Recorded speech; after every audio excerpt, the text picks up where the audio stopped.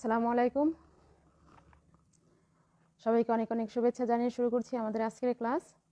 আমাদের গত দিনের যে টপিক সেটা ছিল ট্রান্সফরমেশন অফ সেন্টেন্স এবং তারই ধারাবাহিকতায় আজকে আমরা পড়ব ট্রান্সফরমেশন অফ সেন্টেন্স এবং আজকের টপিক হচ্ছে assertive sentence to exclamatory sentence.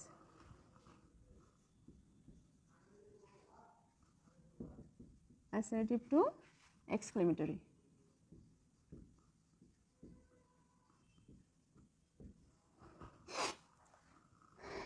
Assertive সেন্টেন্সকে এক্সক্লেমেটরি সেন্টেন্সে পরিণত করার জন্য খুব বেশি নিয়ম নেই, 2-3টা নিয়ম।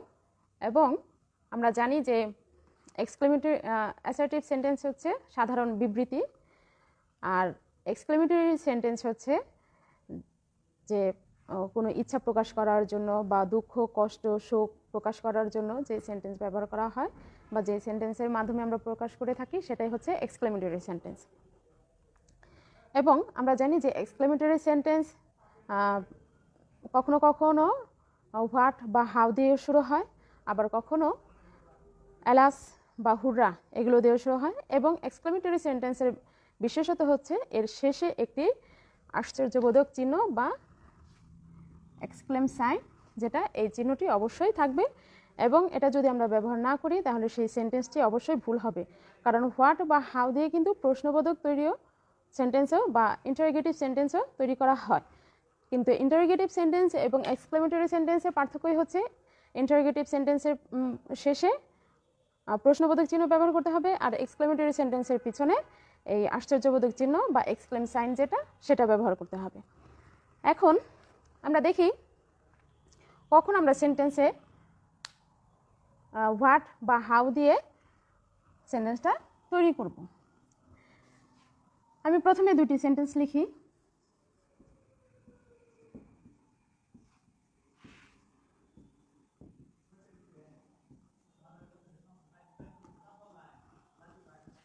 এটা হচ্ছে একটি sentence, it is a very nice bird. আরেকটি হচ্ছে the bird is very beautiful. Beautiful বা যে কোনো ধরনের এখানে।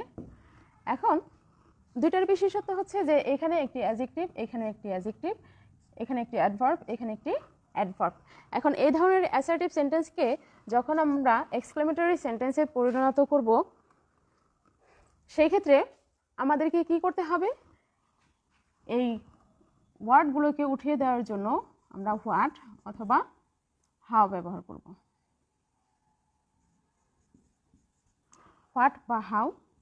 এরপর হচ্ছে এই যে অ্যাডজেক্টিভটা থাকবে, এই আমি আবার বলছি ভেরি কথাটা উঠিয়ে দেওয়ার জন্য আমরা এখানে হোয়াট বা হাউ ব্যবহার করব। এবং তারপর এই অ্যাডজেক্টিভটা ব্যবহার করতে হবে, যে পরের যে অ্যাডজেক্টিভটা থাকবে তারপরে হচ্ছে এই সেন্টেন্সের সাবজেক্ট। এখানে হচ্ছে সেন্টেন্সের সাবজেক্ট প্লাস যে ভার্বটি থাকবে সেই ভার্ব প্লাস এক্সটেনশন বা অন্য কোনো কিছু যদি থাকে সেটা, এবং শেষে হচ্ছে এই এক্সক্লেমেটরি সাইন বা এক্সক্লেমেটরি চিহ্নটা। এখন এর মধ্যে আরেকটি কথা হচ্ছে যে কখন আমরা হাউ ব্যবহার করব এবং কখন আমরা হোয়াট ব্যবহার করব।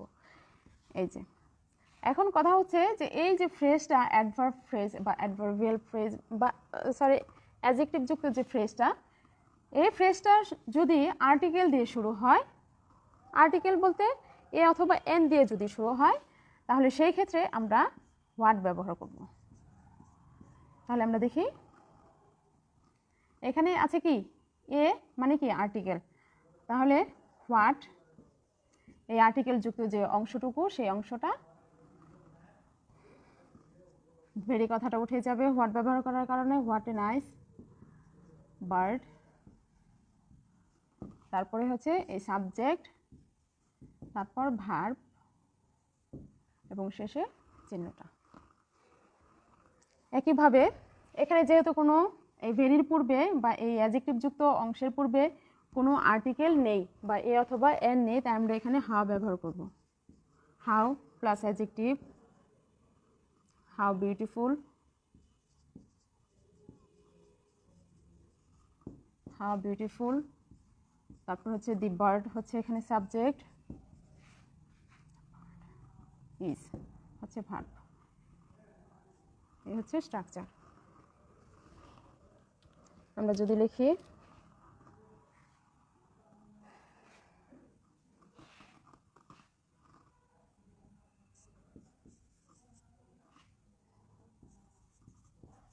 the house was very dirty, তাহলে আমরা ব্যবহার করব how dirty the house was।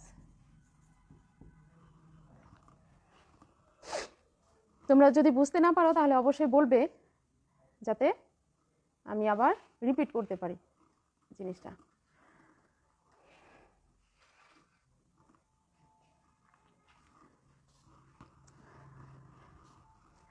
আবার হোয়াট বা হাউ ছাড়া আরও কিছু ধরনের সেন্টেন্স আমাদের থাকে, যেমন যদি কখনো থাকে যে উইশ, আমরা প্রায়ই দেখি যে সেন্টেন্সে থাকে উইশ। উইশ থাকার পরে কখনো দেখা যায় যে হ্যাড থাকে, আবার কখনো ওয়ার থাকে। তাহলে আমরা যদি লিখি যে I wish I were a bird, খেয়াল করবে এই যে উইশ প্লাস ওয়ার এই ধরনের সেন্টেন্স যদি থাকে, তাহলে আমি আবার বলে দেই যে উইশ প্লাস ওয়ার যদি থাকে তাহলে তার পরিবর্তে আমরা ইফ ব্যবহার করব। এবং ইফ মানে এই প্রথম অংশটুকু উঠে যাবে, এখানে শুধু আমরা ইফ ব্যবহার করব, এবং তারপর বাকি যে অংশটুকু সেটা অপরিবর্তিত থাকবে। If I were a bird, আশ্চর্যবোধের চিহ্ন। আবার আমরা কখনো কখনো লিখি I wish I had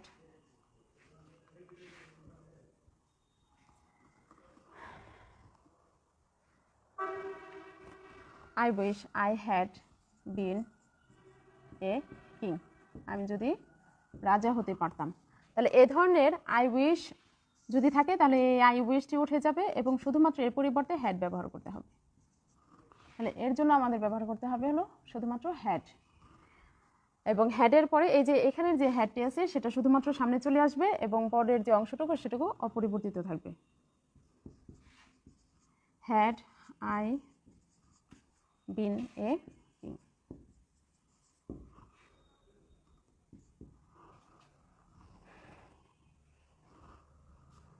a হচ্ছে অ্যাসার্টিভ সেন্টেন্স টু এক্সক্লেমেটরি সেন্টেন্সের নিয়ম। ঠিক একইভাবে আমরা যদি আবার এক্সক্লেমেটরি সেন্টেন্স থাকে কখনো, এবং সেই এক্সক্লেমেটরি সেন্টেন্সটাকে যদি আমরা অ্যাসার্টিভ সেন্টেন্সে পরিণত করতে চাই, তাহলে আমাদেরকে কি করতে হবে? তার জন্য হচ্ছে যে কিছু বেসিক নিয়ম, কিছু না, এখানে আমরা 2টি নিয়ম দেখলাম, সেই ক্ষেত্রে আমাদেরকে 3টি নিয়ম ফলো করতে হবে। তাহলে আমরা বলি, স্ট্রাকচারটা লিখে দেই। আমাদেরকে কি করতে হবে? আমাদেরকে ফলো করতে হবে হচ্ছে প্রথম স্ট্রাকচারটা সাবজেক্ট প্লাস, ঠিক রিভার্সে আসবে, উল্টো দিক থেকে আসবে, সাবজেক্ট প্লাস ভার্ব প্লাস এ অথবা এন প্লাস গ্রেট, ভেরি অথবা মাচ প্লাস এখানে একটি অ্যাডজেক্টিভ প্লাস এখানে নাউন থাকতে পারে, নাও থাকতে পারে, আমরা এক্সটেনশন লিখে রাখি, এক্সটেনশন। তাহলে আমরা উদাহরণ দেই।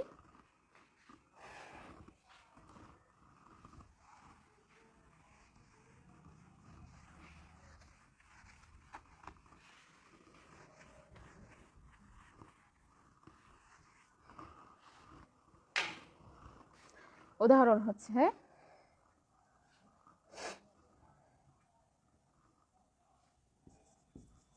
What a full I am. তাহলে এই সেন্টেন্সটাকে যদি আমরা অ্যাসার্টিভ সেন্টেন্স করি তাহলে এই স্ট্রাকচারটা ফলো করতে হবে। আইটা হচ্ছে কি এখানে সাবজেক্ট, এমটা হচ্ছে ভার্ব, যেহেতু এখানে এ দেয়া আছে তাই এ দিতে হবে, এবং এখানে অ্যাডভার্ব হিসেবে গ্রেট বসবে।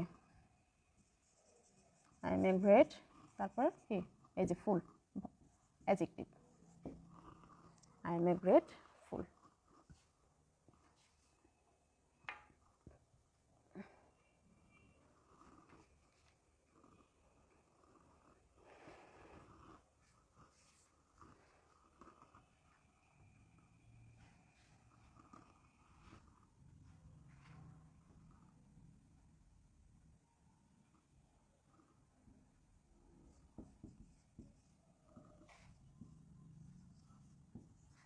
How ugly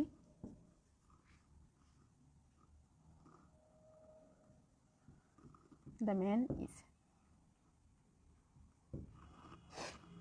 তাহলে আমরা লিখব the man is very ugly।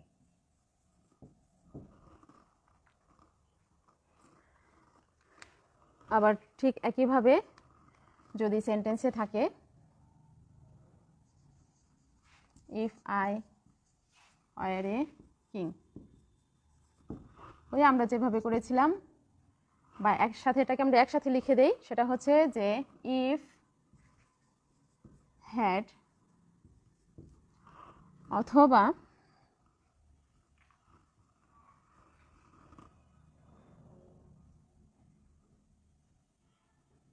would that, would that এগুলো যদি থাকে তাহলে তার পরিবর্তে আমরা কি ব্যবহার করব I wish। তাহলে আমরা লিখি if I were a king, তাহলে আমরা কি লিখব I wish I were a king।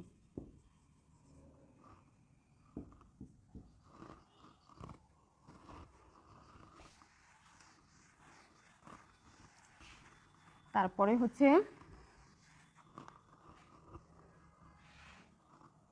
would that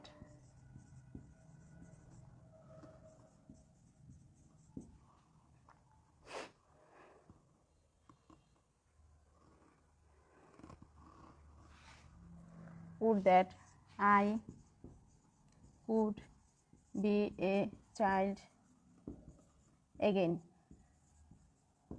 আমি যদি আবার শিশু হতে পারতাম। তাহলে এই ধরনের সেন্টেন্স থাকলে আমাদেরকে এই কথাটা উঠিয়ে দেওয়ার জন্য আমাদেরকে আই উইশ ব্যবহার করে পরবর্তী যে অংশটুকু আছে সেই অংশটুকু অপরিবর্তিত অবস্থাতেই ব্যবহার করতে হবে। তাহলে I wish I could B a child again.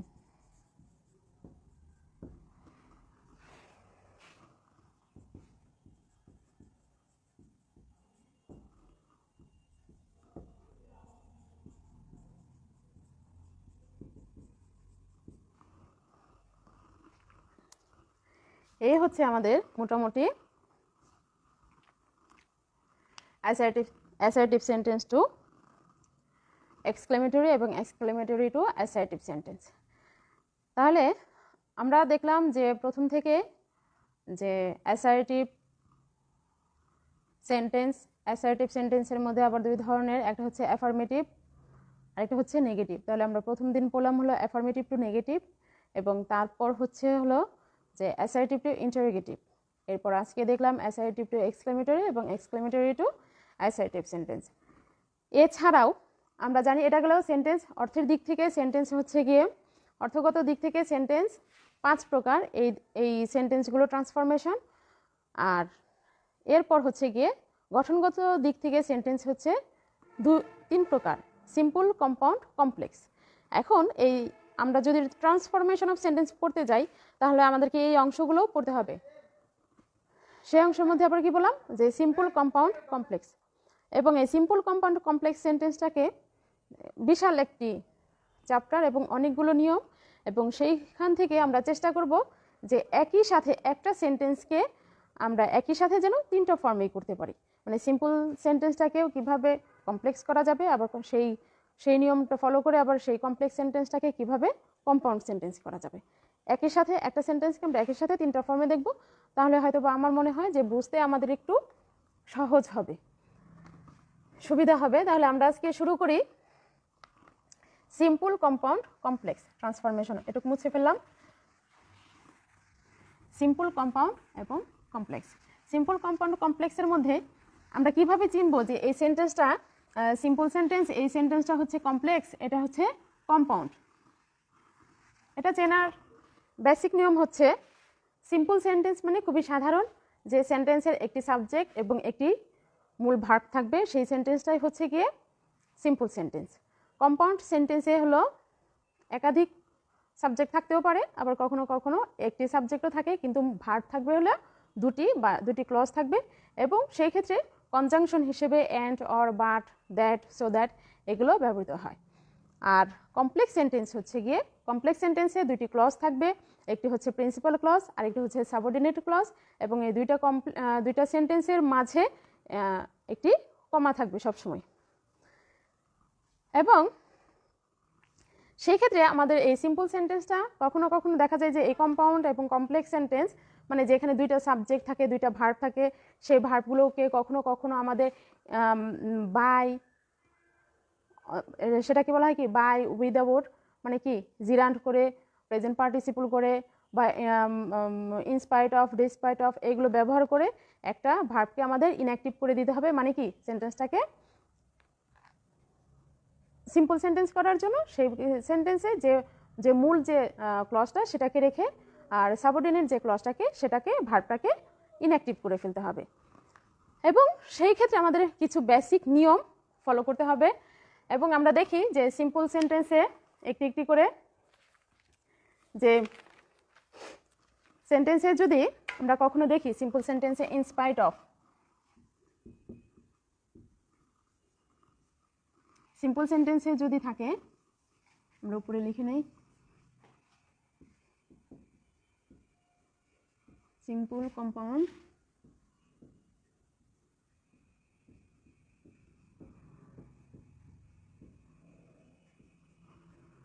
Simple সেন্টেন্সে যদি ইনস্পাইট অফ থাকে, ইনস্পাইট অফ বা despite of,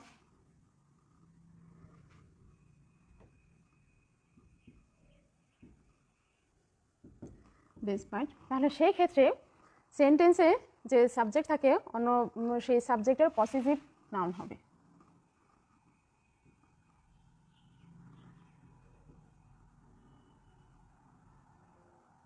possessive নাউনটার possessive form হবে, এবং যদি অ্যামিজার থাকে তাহলে সেক্ষেত্রে সবসময় বিং হবে, বা ভার্বের সাথে আমরা এটাকে কি বলতে পারি, ভার্বের সাথে আইএনজি হবে।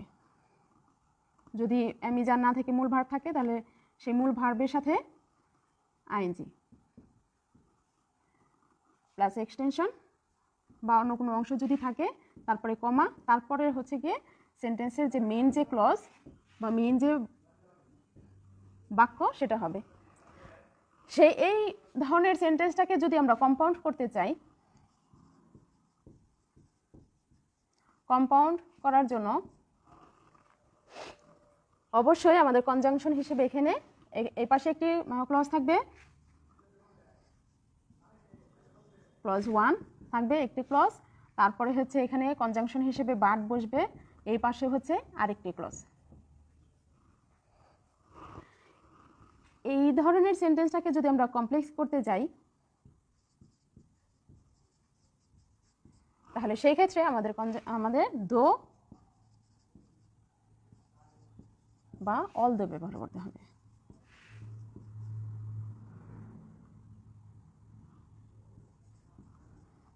প্রথম অংশটা হবে সাবঅর্ডিনেট ক্লজ,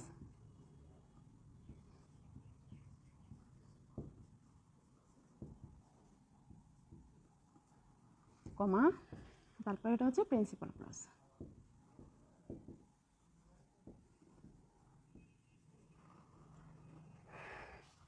তাহলে আমরা উদাহরণ দেই।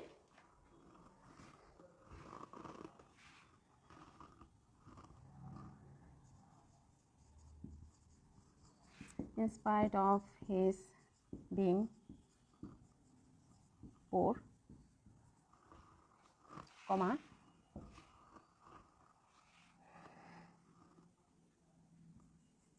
he is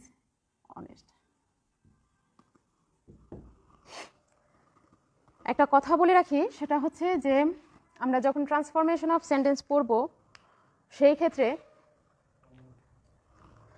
দুটি ক্লজেরই সাবজেক্ট যদি একই হয় তাহলে কখনো কখনো প্রথম অংশের সাবজেক্টটি ব্যবহার না করলেও চলে। আবার দুটি ক্লজের কিন্তু টেন্স সবসময় একই হবে।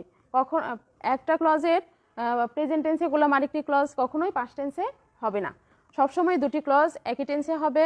এবং সেন্টেন্স কখনো কখনো সাবজেক্ট কখনো একই পার্সন বা একই নাউন বা একই প্রোনাউন হয়ে থাকে, আবার কখনো কখনো নাউন বা প্রোনাউন সেন্টেন্সের সাবজেক্ট হিসেবে ভিন্নও হতে পারে। এখন যদি প্রথম ক্লজের আমরা প্রথম যে ক্লজটি লিখবো আমরা লিখি, দেখো হিজ মানে কি, এটা হচ্ছে কি এই নাউন বা যে প্রোনাউনটি আছে তার পসেসিভ ফর্ম, তাই এখানে সাবজেক্ট হিসেবে বসবে হচ্ছে গিয়ে হি। এই সেন্টেন্সটাকে যখন আমরা কম্পাউন্ড করব, কম্পাউন্ড করার সময় আমাদের সাবজেক্ট হিসেবে আসবে হচ্ছে গিয়ে হি। এই ক্লজটা হচ্ছে গিয়ে প্রেজেন্ট টেন্সে, তাই এই ক্লজটাও প্রথম ক্লজটাও প্রেজেন্ট টেন্সে হবে। হি ইজ, ইজটা কেন হবে, কারণ am is are was were, আমরা এখানে নিচে একটু লিখি am is are was were, এগুলোকে যখনই আইএনজি যুক্ত করা হবে তখনই বিএ প্লাস আইএনজি মানে কি সেটা বিং হয়ে যাবে। আর হ্যাভ, হ্যাজ, হ্যাড এদের সাথে যদি আমরা আইএনজি যোগ করি, হ্যাভ, হ্যাজ, হ্যাড এদের সাথে আইএনজি যোগ করলে হ্যাভিং হবে। আর যদি এখানে মূল ভার্ব থাকতো, মানে হ্যাভ ভার্ব বা টু বি ভার্ব না থেকে যদি কোনো ভার্ব থাকতো সরাসরি, তাহলে সেই ক্ষেত্রে সেই ভার্বের বেস ফর্মের সাথে আইএনজি বসতো। তাহলে কম্পাউন্ড করার সময় আমাদেরকে এখানে কি করতে হবে, হি ইজ, এই যে হি ইজ পোর, এখানে কনজাংশন হিসেবে আমি কি বললাম, বাট বসবে, বাট পরের যে ক্লজ তার তো আর কোনো পরিবর্তন হবে না, হি ইজ অনেস্ট। এই সেন্টেন্সটাকে আমরা যখন কমপ্লেক্স করব তাহলে আমাদেরকে কি করতে হবে, দো বা অলদো ব্যবহার করতে হবে। দো he is poor, comma he is honest.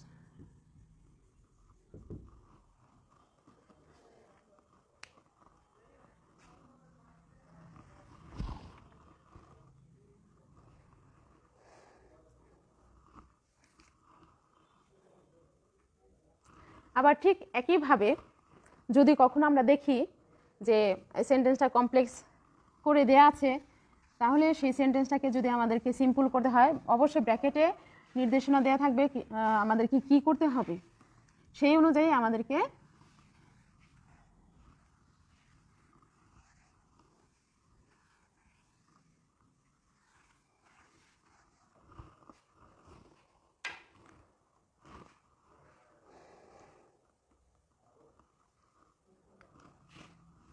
যদি কমপ্লেক্স দেয়া থাকে কখনো,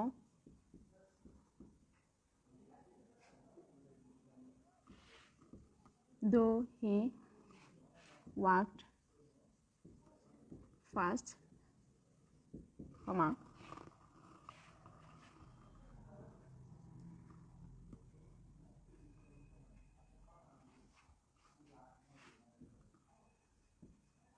though he walked fast, he could not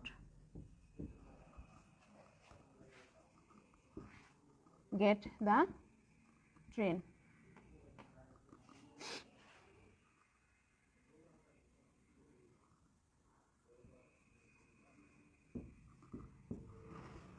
Though he walked fast, he could not get the train.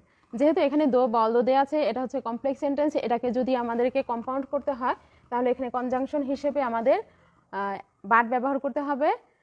এবং সেন্টেন্সের যেহেতু সাবজেক্ট একই, তাই একই সাবজেক্টও বসবে দুইটা ক্লজে, এবং দুইটা ক্লজে দেখা যায় এখানে পাস্ট টেন্সে, তাই আমাদেরকে সম্পূর্ণটুকু পাস্ট টেন্সে লেখা যাবে, এখানে টেন্সের কোনো পরিবর্তন করা যাবে না। তাহলে হি walked fast, but he could not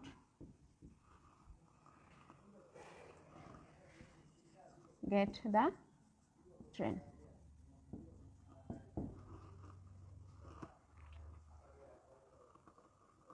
আবার এখানে যেহেতু আবার আরেকটি জিনিস আমি তোমরা খেয়াল করে দেখো, এই সেন্টেন্সটাকে যদি আমরা সিম্পল সেন্টেন্স করি তাহলে এখানে কিন্তু সাবজেক্ট একই, কিন্তু ভার্বটি কিন্তু এখানে বি ভার্ব না। তাহলে এই সেন্টেন্সের মূল ভার্বের সাথে মূল ভার্বের বেস ফর্ম বসবে এবং মূল ভার্বের বেস ফর্মের সাথে আইএনজি বসবে। তাহলে in spite of his walking fast, comma, he could not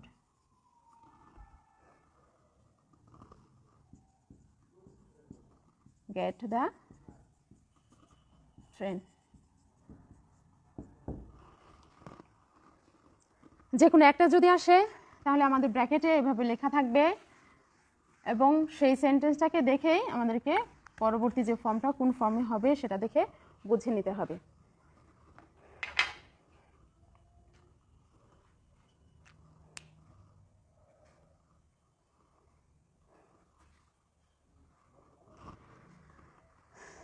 তারপর সেন্টেন্সে যদি থাকে, আমরা কখনো সিম্পল সেন্টেন্সে যদি পাই যে বাই প্লাস জিরান্ড বা উইদাউট প্লাস জিরান্ড, তাহলে সেক্ষেত্রে কি হবে, উইদাউট যদি থাকে তাহলে তারপরে ভার্বের বেস ফর্মের সাথে সবসময় আইএনজি হবে এবং এটা কখন থাকবে, সিম্পল সেন্টেন্সে। সিম্পল সেন্টেন্সে যদি আমরা দেখি যে উইদাউট প্লাস ভার্বের বেস ফর্মের সাথে আইএনজি, তাহলে তারপরে হচ্ছে কি এখানে হচ্ছে মেইন যে ক্লজ সেটা। এই ধরনের সেন্টেন্সটাকে সিম্পল সেন্টেন্সটাকে এখানে অবশ্যই একটা কমা হবে। এই সেন্টেন্সটাকে যখন আমরা কম্পাউন্ড করব,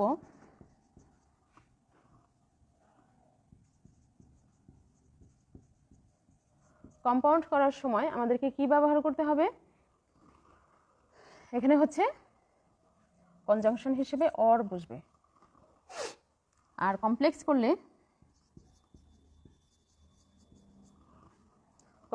করলে ইফ বসবে এবং এরপরে যে একটা ক্লজ বসবে এটা হচ্ছে কি সাবঅর্ডিনেট ক্লজ,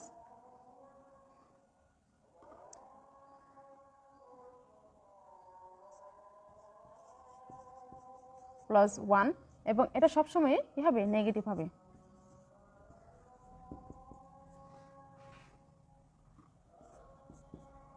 এবং এখানে আরেকটি ক্লজ বসবে, কমা হবে, এটা হচ্ছে ক্লজ 2 বা এটাকে বলবো আমরা কি প্রিন্সিপাল ক্লজ। তাহলে আমরা উদাহরণ দেই। তাহলে আমরা কি বললাম, উইদাউট যদি থাকে সিম্পল সেন্টেন্সে এবং সেই উইদাউটের পরে সবসময় ভার্বের সাথে একটি মেন ভার্বের বেস ফর্মের সাথে আইএনজি বসবে এবং তারপরে হবে সেন্টেন্সের মূল যে ক্লজ বা মেন যে ক্লজ সেই মেন ক্লজটি, এবং এই সেন্টেন্সটাকে যখন আমরা কম্পাউন্ড করব কনজাংশন হিসেবে অবশ্যই অর বসবে এবং কমপ্লেক্স করার সময় ইফ বসবে, এবং এখানে ইফের সাথে প্রথম যে ক্লজটি হবে সেটি হবে নেগেটিভ এবং পরের যে ক্লজটি হবে সেটা হবে অ্যাফার্মেটিভ। আমি একটু লিখে দেই, affirmative.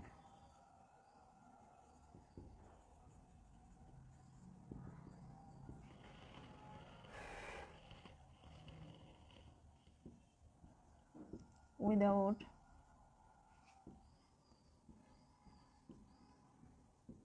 studying hard, comma, you will fail. তাহলে এখানে আমরা কি হবে, এখানে একটা ক্লজ হবে study hard or you will fail.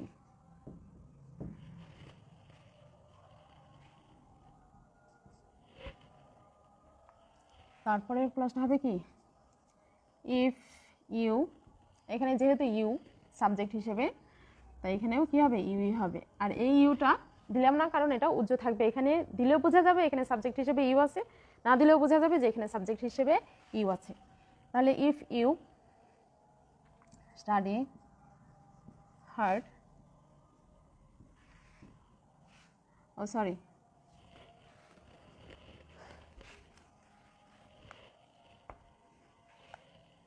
if you do not study hard, comma, you will fail.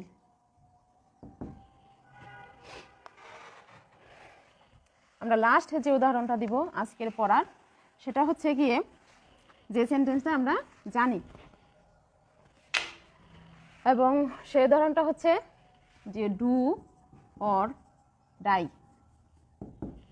এই সেন্টেন্সটা খুবই পরিচিত একটা সেন্টেন্স, এবং এটাকে যদি আমরা কমপ্লেক্স করি, দেখো এটা কিন্তু কম্পাউন্ড সেন্টেন্স, এটাকে যদি কমপ্লেক্স করি তাহলে আসবে কি, if you do not do it you will die. আর এটাকে যদি আমরা সিম্পল করি তাহলে হবে কি, without doing it you will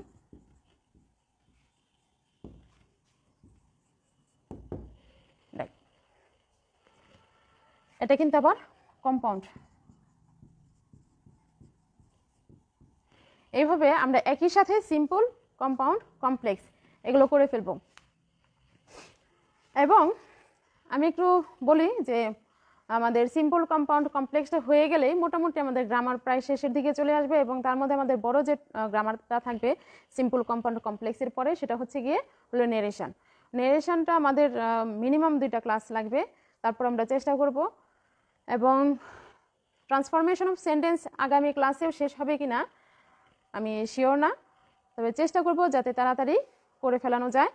এবং তোমাদেরকে যে পড়াগুলো পড়ানো হচ্ছে সেই ক্লাসগুলো আবার সরাসরি নেওয়া সম্ভব হবে কি না সেটাও জানি না, তাই যে টপিকগুলো যখনই পড়ানো হবে সেই টপিকগুলো তখনই চেষ্টা করবে শেষ করে ফেলার জন্য, এবং একটু মনোযোগ সহকারে অবশ্যই পড়তে হবে। আর তোমরা খুব সিরিয়াসলি, কারণ তোমাদের সময় বোধ হয় 6 মাসের জায়গায় 4 মাস করা হবে পরীক্ষার জন্য, তাই পড়াটা অবশ্যই যে ক্লাসগুলো হচ্ছে তোমাদের প্রতিদিনই অনলাইনে সেই ক্লাসগুলো কমপ্লিট করে ফেলতে হবে, পড়াগুলোর সাথে সাথে কমপ্লিট করে ফেলতে হবে। ঠিক আছে, সবাইকে অনেক অনেক ধন্যবাদ জানিয়ে আজকে আমাদের ক্লাস শেষ করছি।